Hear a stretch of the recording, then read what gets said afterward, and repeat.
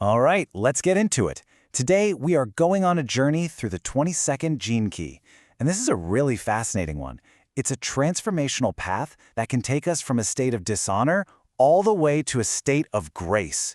Now, this isn't going to be some abstract theory session. Nope, we're going to unpack this as a practical, hands-on guide for navigating our own inner world. You know, the author of the Gene Keys himself said this about the 22nd, that it just totally surprised him with its depth and its mystery. And yeah, it might sound a little esoteric at first, but our whole goal today is to demystify it, to pull back the curtain and see how this amazing knowledge applies directly to our lives, right here, right now. So, let's think of this as a journey, a path. We're going to start by looking at the shadow state. Then we'll hit the crucial turning point, discover the gift that emerges from that work, and finally explore the ultimate state of being it all leads to. This is all about the real-world application of some seriously powerful stuff. Now, this particular gene key is super connected to what's often called the divine feminine. But let's get one thing straight right off the bat. This isn't about some new age stereotype of goddesses in flowing robes. It's something way more practical, way more grounded. It's about the messy, beautiful, and sometimes difficult process of taking full ownership of our own humanity. Okay, so every journey has a starting point, right? And for this one, it begins deep in the shadow state. We're talking about the shadow of dishonor, which is said to be the very root of so much of our suffering. Let's dig in and see why. So what even is dishonor? Well, at its core, it's when we're not being accountable for our own inner emotional world. It's that classic, all-too-human habit of slipping into a victim stance. You know the feeling. When something feels bad, our first instinct is to look outside ourselves. We blame another person, we blame the weather, we blame our circumstances, anything to avoid just owning how we actually feel. And this shadow works through 6 core wound patterns that, let's be honest, we all carry around in some way. But here's the key thing to remember. These wounds are not wrong. They're not something you need to get rid of. Think of them as the raw material, the clay, we need to begin our transformation. Even things like shame and guilt, they actually have a place in this journey. So, if dishonor and that victim stance is the problem, then what's the solution? Well, this brings us to the most important part of the path, the turning point, and that is the power of accountability. This is not a passive idea either. This is the active, conscious work that starts to pull us out of that shadow. And this just lays it out so perfectly. The victim stance is totally reactive, right? It blames, it deflects, it gets tangled up in drama. But accountability? That's all about conscious awareness. It's about having the simple, clean honesty to own your state, your feelings, your behavior, without all the judgment. This is where the power shifts right back to you. I absolutely love this quote because it just cuts through all the noise. This whole journey of transformation, it demands raw, unflinching self-honesty. It's not about pretending you have it all together. It's about being willing to look at your own mess clearly. That awareness, that's the first and most crucial step. A really great way to think about this is with the metaphor of emotional accountancy. It's kind of like doing your taxes. You have to look at the real numbers, your feelings, your reactions, your patterns. You can't fudge them or try to hide from that emotional tax man. The whole point is just to be honest with your own internal books. Now, when we start to consistently practice this kind of accountability, something really beautiful starts to bubble up to the surface.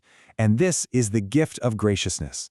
It's all about learning to move through the world cleanly, kindly, and with intention. And graciousness is so much more than just being polite or having good manners. It's a deep, refined attitude that really comes from a reverence for life itself. It's like a cocktail of incredible qualities: gratitude, equanimity, and, well, what you might just call soul.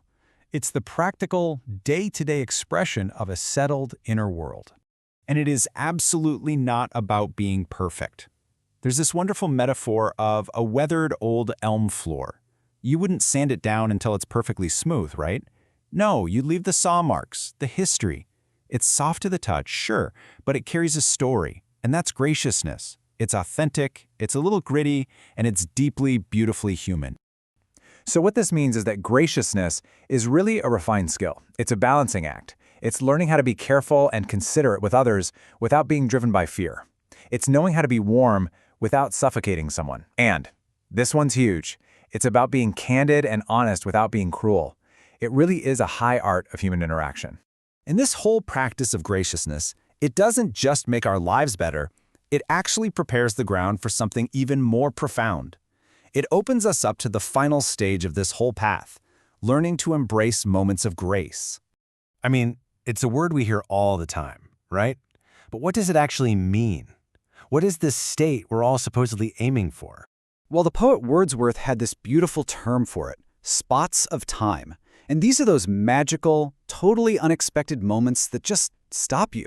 They're moments of celestial transport, often found in nature, that just seem to lift you up and remind you of something bigger. These are the little markers of grace touching our lives.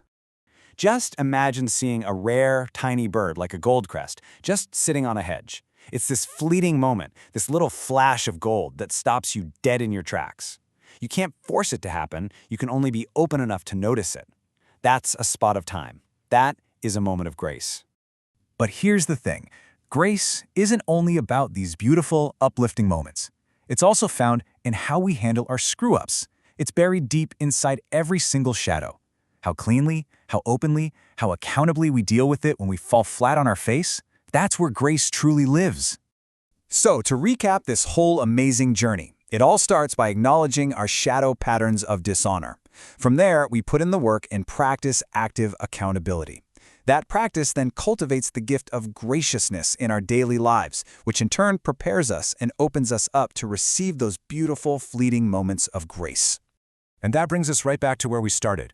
The true divine feminine isn't some lofty, out-there spiritual idea. It is this journey. It's the very practical, very grounded, and yeah, sometimes very difficult process of just owning your own stuff and choosing to treat yourself and everyone else with dignity. So, I'll just leave you with this question to think about.